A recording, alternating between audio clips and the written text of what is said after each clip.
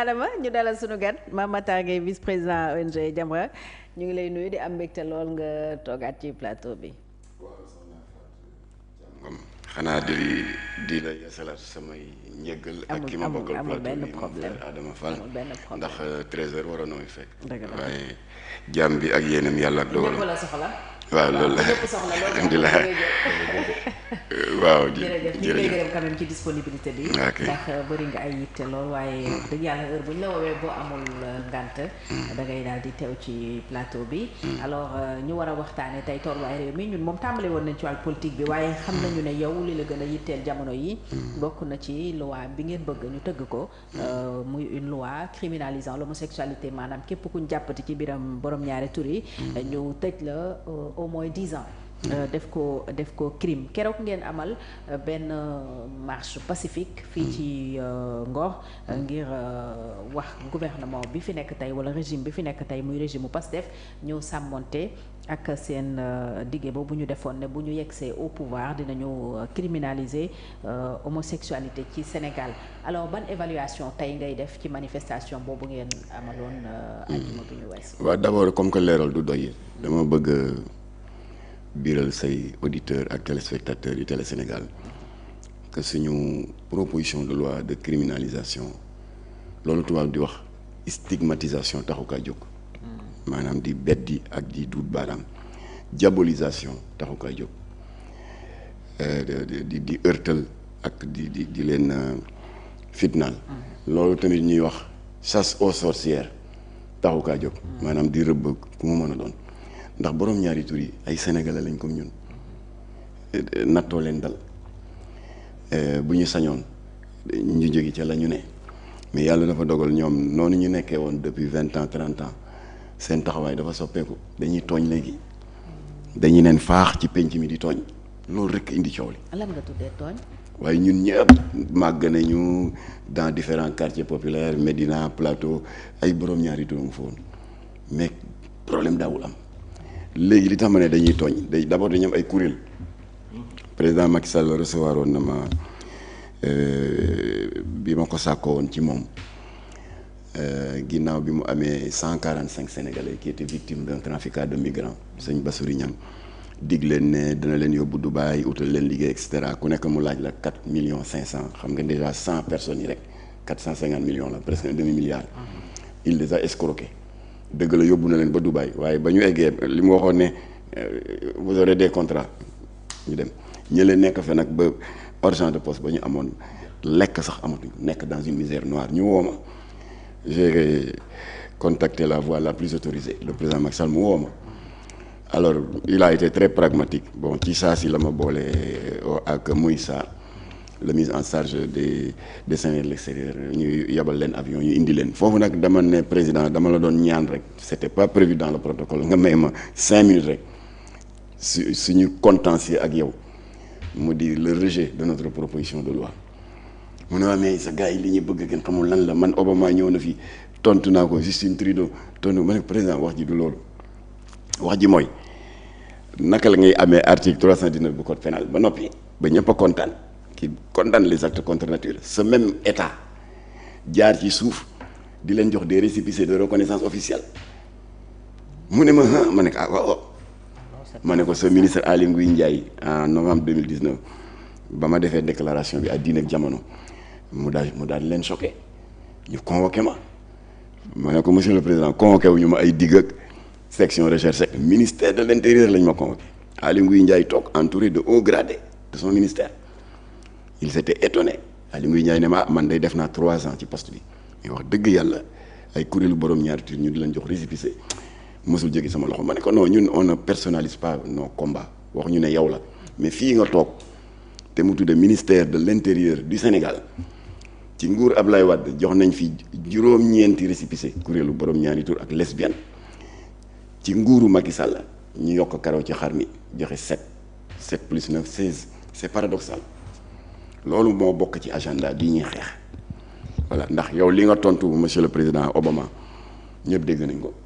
gàntal nga Justin Trudeau ñëpp dégg nañ ko waaye na nga xoolaat sa administration alors kon nag li tax ma jaar foofu pour wax la ni que ñun bañ ci dalee di artu ci état du tey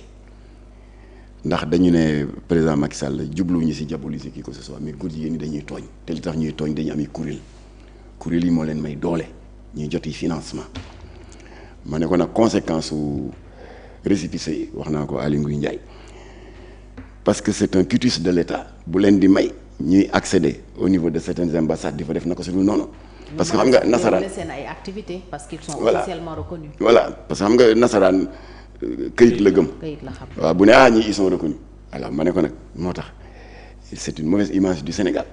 ñu ne Sénégal kat article 309 condamné na ko waaye góor jigéen ñi am nañ ay lijaasa alors Aly Ngouille Ndiaye ne ma ban ambassade la ñu triandé ma ne ko jëlee sa téléphone nga ambassade Canada 185 millions lañ fa ne doñ ñett récépissé bi moo leen ko may il faut que état soit cohérent alors kon tooñ boobu ñuy tooñ nag. yéegaatoo yeneen récépissé yu ñu leen jox. yéeg ba keroog la bloqué. ok waaw ci ndimbali yàlla. alors tooñ yooyu ñuy tooñ nag d'ailleurs sax Aly Ngouille Ndiaye ak ma doon tooñ naan ma ana preuve yi ma ne ko bi nga may woo boo ma waxoon ne lii nga may doyee ma indi la tonne preuve mais yi ma jàpp sama bopp bindal ma ne ko première association góor jigéen bi ngeen reconnaître yéen état Sénégal régime Abdoulaye Macky Sall confondu association mu ngi tudd AIDS kan mooy président bi Diadji Diouf qui est très célèbre au niveau des médias internationaux numéro de récépissé 15 444 signé par qui ak tamponné par qui par la DGAT la direction générale de l'administration du territoire du ministère de l'Intérieur du Sénégal. Deuxième association góor jigéen bi ngeen reconnaître Prudence la tudd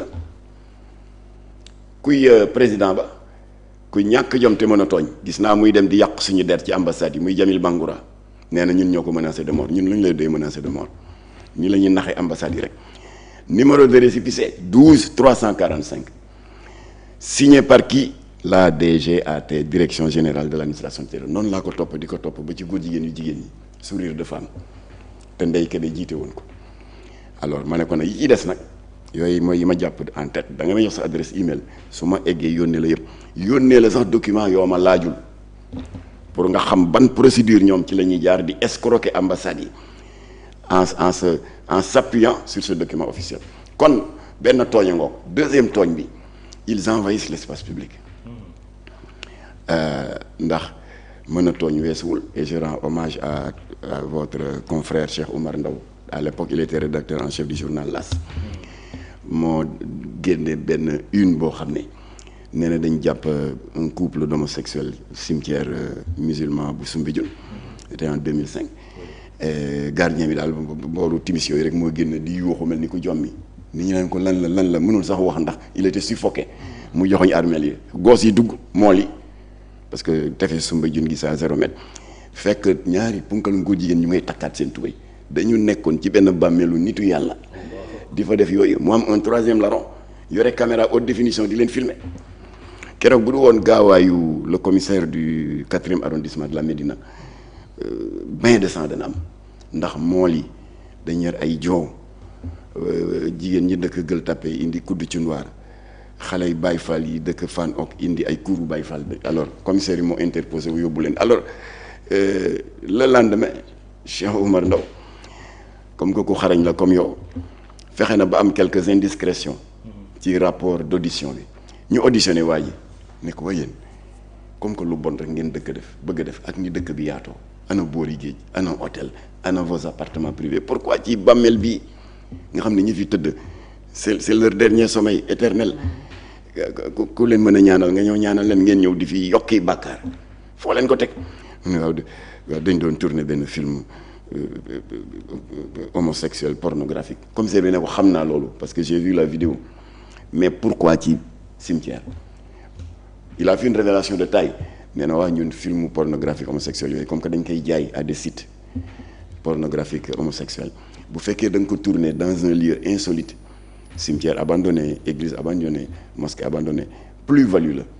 boo ko waroon jaay 5 millions dafay passer du simple au double muy 10 millions. loolu tooñ la maanaam day yokku njëg bi day yokku alors on peut en citer à l'infini gàmmu 25 décembre 2015 Kaolack lesbiennes yi demoon Thiaré la woon a dóor beneen lesbienne qui n'avait eu que le tort de leur avoir tourné le dos dem dellu ci sëy normalam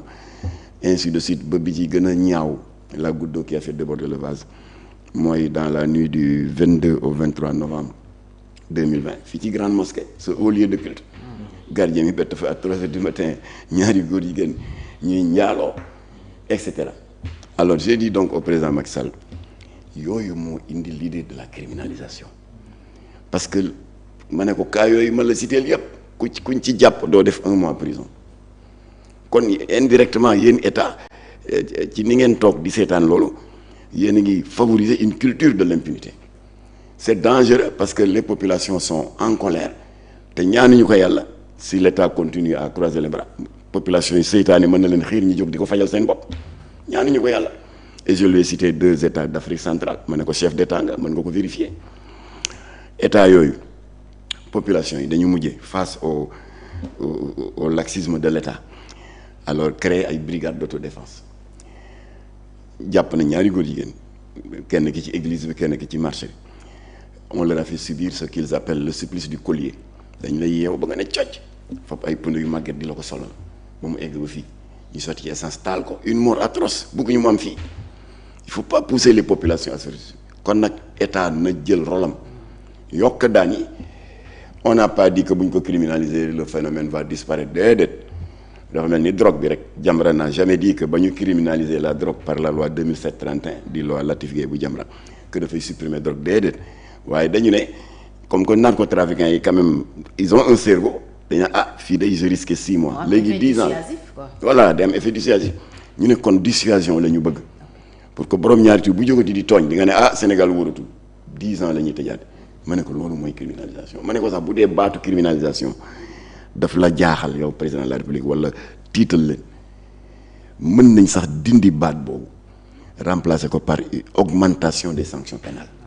xam nga kon def nañ beaucoup de concessions ñun li ñu amal solo rek mooy que les peines privatives sont voilà kon nag loolu moo ko tax a jóg parce que ñii ils sont devenus des sources de trouble à l'ordre public bu ko état freiné wul ñaanuñu ko yàlla de population yi mën nañ jóg la preuve et c'est un indice assez évocateur lu fi amoon daaw Kaolack que nous avons condamné parce que l'islam sant ko